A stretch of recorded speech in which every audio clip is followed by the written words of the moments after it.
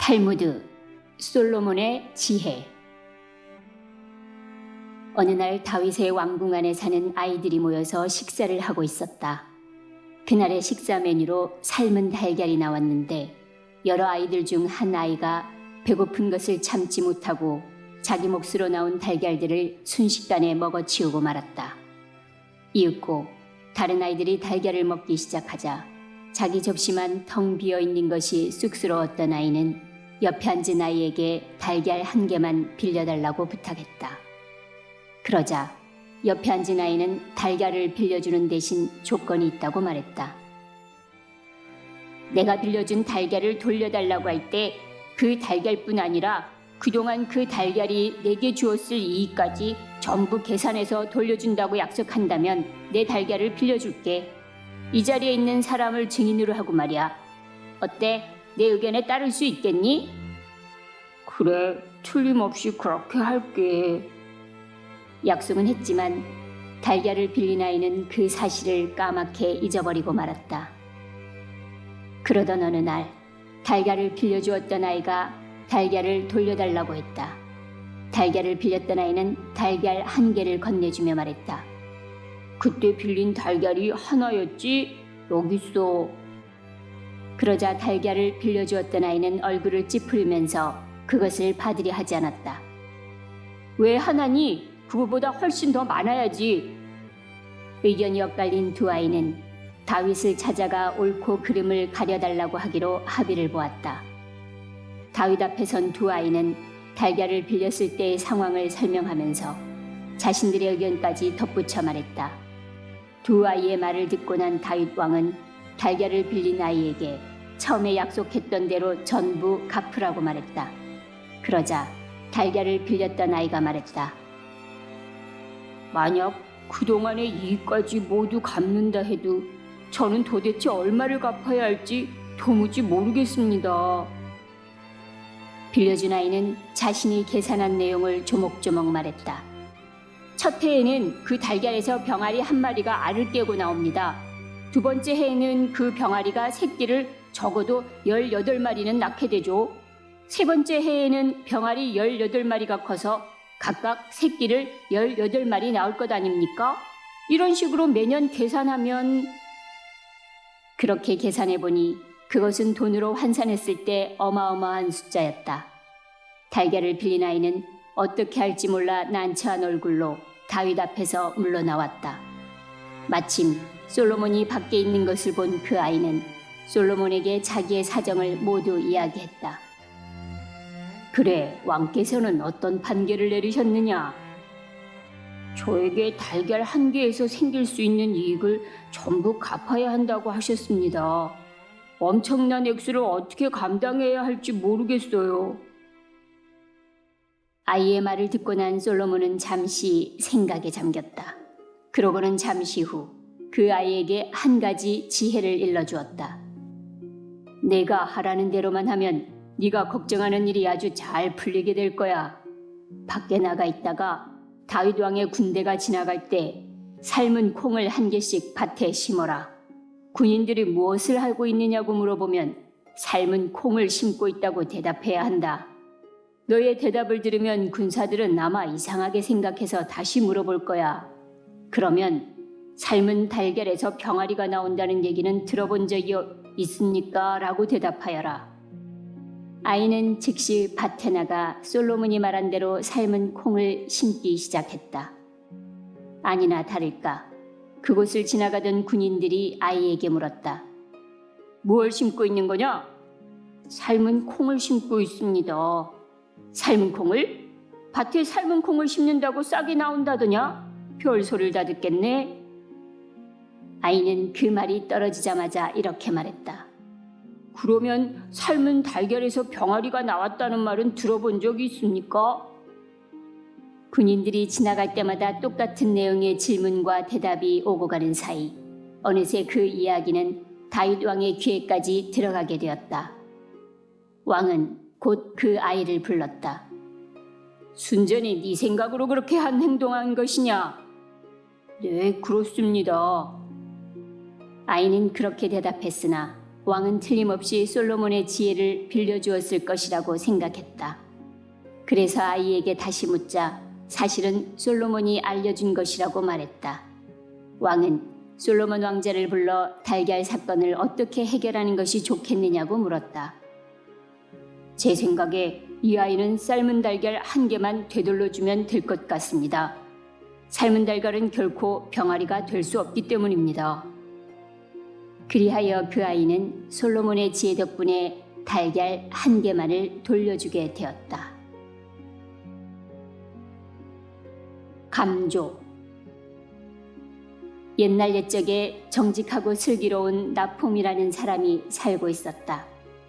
그는 무슨 일이 일어날 때마다 그것 또한 좋을시고 라는 뜻의 감조 레토파, 하나님의 일에 축복 있으라 하고 말했기 때문에 감조라고 불렸다.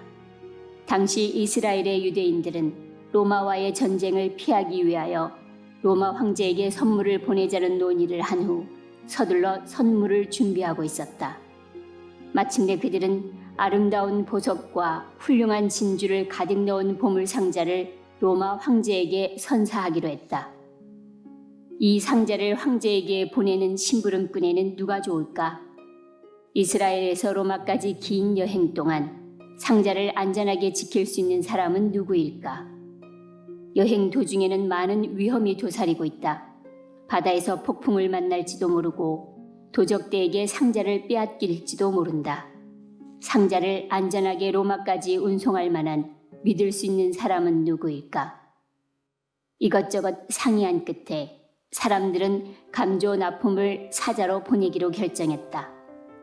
나폼은 사람들이 자신을 믿어준 것에 진심으로 기뻐하며 사자의 소임을 기꺼이 맡기로 했다. 그것 또한 좋을시고 하며 나품은 아무런 두려움 없이 멀고도 험한 여행길에 올랐다. 나품은 며칠 동안 배로 여행한 뒤에 계속 걸어갔다. 이윽고 한밤중에 목적지에 당도한 그는 하룻밤 묵을 곳을 찾다 어느 여관에 들어가게 되었다. 피곤했던 나품은 기도를 마친 후 선물 상자를 한쪽 옆에 놓고는 곧 잠자리에 들었다. 그 상자 속에 무엇이 들어있는지 궁금히 여기던 여관 주인은 나품이 깊은 잠에 빠지자 몰래 들어와 상자를 열어보았다. 그 상자 속에 반짝이는 보석과 진주가 가득 들어있는 것을 본 여관 주인은 놀라움으로 눈이 휘둥그레졌다. 보석을 갖고 싶은 욕심에 그는 보석과 진주를 꺼내고 그 대신 흙과 돌멩이를 상자에 넣고 뚜껑을 닫았다. 이튿날 아침 감조 나품은 아침 기도를 올리고 난 후 상자를 메고 황제의 궁성으로 갔다. 나품은 황제 앞에 무릎을 꿇고 말했다. 폐하께 삼가 문안드립니다. 이스라엘 땅의 유대 백성의 훌륭한 선물을 전하고자 이렇게 찾아뵈었나이다. 황제는 보물 상자 속에 무엇이 들어있는지 궁금하여 상자를 열어보았다. 그런데 그 안에는 흙과 돌멩이 몇 개만 들어있을 뿐이었다. 황제의 얼굴은 노여움으로 새빨개졌다. 뭐냐 이건? 하고 황제는 소리쳤다. 이것이 훌륭한 선물이라고? 나의 정원에 돌멩이나 흙이 부족하다는 말인가? 유대인이 나를 놀리려고 하는 짓이렸다. 유대인을 엄벌에 처하리라. 상자를 들고 온 이놈의 목을 당장 베어라. 그러나 나품은 조금도 당황하거나 두려워하지 않았다. 언제나처럼 그것 또한 좋을시고 하나님의 일에 축복 있으리 할 따름이었다.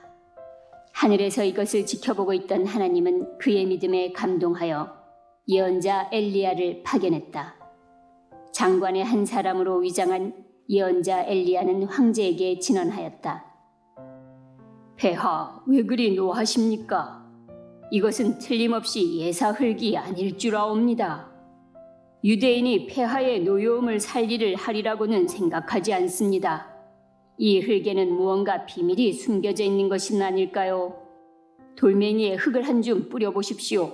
어쩌면 검이나 화살로 바뀌어 이스라엘의 선조인 아브라함과 같이 황제께서도 적을 무찌르실 수 있을지 모릅니다. 옳거니 어디 한번 시험해보자 하고 황제는 말했다. 황제가 돌 위에 흙을 뿌리자 돌은 곧 검과 화살로 바뀌었다. 황제는 매우 기뻐하며 나품에게 말했다. 화를 내어 미안하오.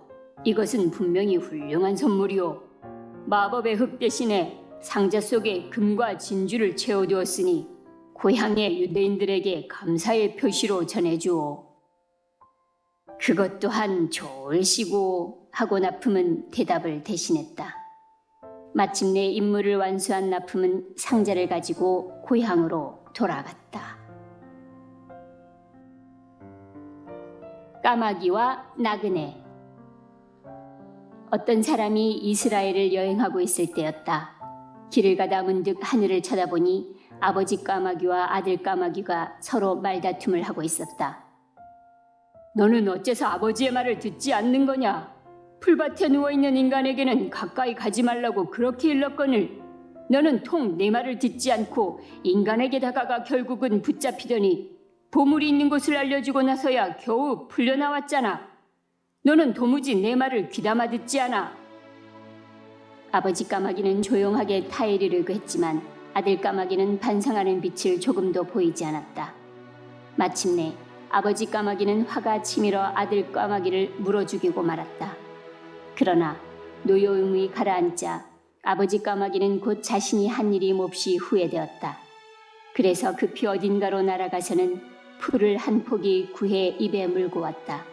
그 풀을 아들 까마귀의 몸에 올려놓자 신기하게도 죽었던 아들 까마귀가 다시 살아났다. 그러고 나서 까마귀 두 마리는 다정하게 함께 날아갔다. 두 까마귀의 행동을 처음부터 끝까지 지켜보았던 나그네는 떨어져 있는 풀을 주워 주머니에 소중히 집어넣었다. 그러고는 다시 길을 떠났다. 한참을 걷다 보니 또 새 두 마리가 다투고 있는 모습이 눈에 들어왔다. 시간이 흐를수록 싸움은 점점 격렬해졌고 결국은 한 마리가 다른 한 마리를 죽이고 말았다. 나그네는 이번에는 무슨 일이 일어날 것인가 궁금히 여겨 숨어서 지켜보았다. 한 마리가 죽자 어디론가 날아갔던 다른 새는 2시간쯤 지나자 다시 돌아왔는데 먼저의 새처럼 입에 풀을 물고 있었다. 그리고 지난번과 마찬가지로 그 풀로 죽은 친구를 다시 살려내는 것이었다. 나그네는 그 광경을 지켜보고 있다가 그 풀이 지난번에 까마귀가 사용했던 풀과 같은 것인가 비교해 보았다. 역시 똑같은 것이었다. 이 풀이 도대체 무엇이길래 죽은 걸 살려낸단 말인가? 만일 이 풀이 사람의 생명도 구할 수 있다면, 그렇다면 이 풀을 가지고 가서 이스라엘의 죽은 사람들을 모두 살려내야겠다. 나그네는 이스라엘로 걸음을 재촉했다.